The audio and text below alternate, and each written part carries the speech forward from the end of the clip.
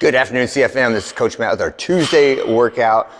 We're going to start off with today with 4 minutes of your choice warm-up pace cardio, and then a short little general workout prep with some Spider-Man. So we're going to do the Spider-Man stretch. So hit that long lunge step. Try to let your back leg drape fully onto the ground, shoelaces on the ground, elbow down. Then push your hips up high. Try to straighten both legs out. And then swing forward for a toe touch, and then we'll switch legs. So it's Spider-Man, hips up, toe touch. Do that 4 times on each side, and then we're gonna do child pose, down dog, seal press. So from the child pose, then push up to the down dog, and then hips forward into the seal. And ideally, like my hands and my feet stay planted the whole time. Child pose, down dog, seal pose. Get that one, that little sequence 3 times through.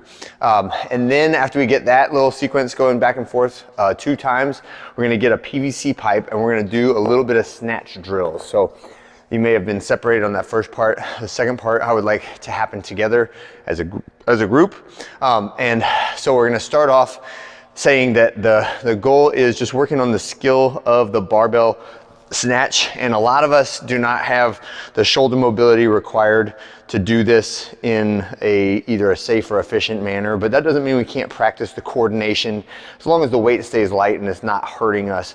But one of the things that we look out for on these more complicated movements is that a limitation in my shoulders or my elbows or my wrists, usually it causes a compensation somewhere else. So if my shoulders don't flex as far as they need to, then my back or my knees make up that range of motion for where my shoulders are lacking. And that is the calculation that we do in our head of what's the risk reward of this exercise. So the reward is we work on coordination, we build explosive power, we build stability and strength in the shoulders, the hips, the feet, the ankles, everything could get better, right? And the risk is, do I compromise a piece of my back or a piece of my knee or a piece of my ankle or foot or something because of something else that's limited, right? But with a PVC pipe, we can at least practice the coordination. So we're gonna start off with pass-throughs, 8 reps of a pass-through, and then we're gonna do some behind the neck stuff. So with that wide grip, we're gonna do a behind the neck push press, so dip, drive, press. And then we're gonna do snatch balance. So snatch balance, I'm doing that short little dip drive, but now I like for the bar to stay about where it's at, right? Maybe the back of my head, right? And my body drops the rest of the way to catch in that power position, like so, right? And then as I go through my, 6 reps, 4 reps, I'd like to go progressively lower, like catching low power position. And by the last one, I want you to try to catch in the bottom of the squat with the arms totally extended and stand tall, okay? And now this is one where, like, if my shoulders don't go back behind my head, then it's gonna be really hard to get into a good bottom of the squat position. So you can just keep doing like a power position snatch balance, and that's fine.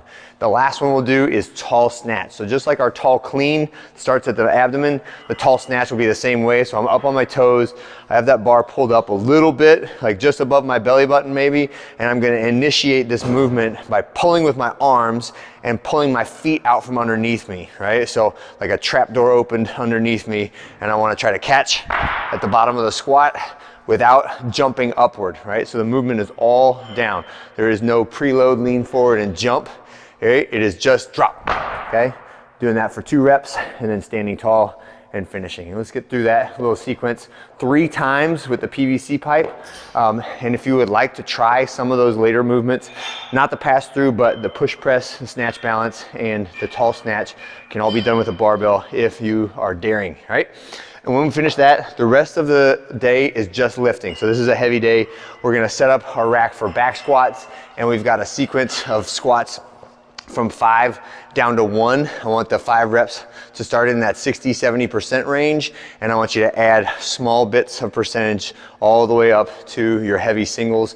I'm intentionally not putting percentages on today because we're at the very beginning of our strength cycle. This is the last week of our first strength cycle, and we're going to go heavier and heavier, and I want you to just use some judgment and try not to do the same weight twice, but also try not to take gigantic jumps in weight as we go through it. right? And if you get up close to your 1 rep max, that's great. If you get to within like 10% of it, that's probably what my intention is for this early in the strength cycle. All right, that's it for today. Hope you guys have a great one, and I'll see you tomorrow.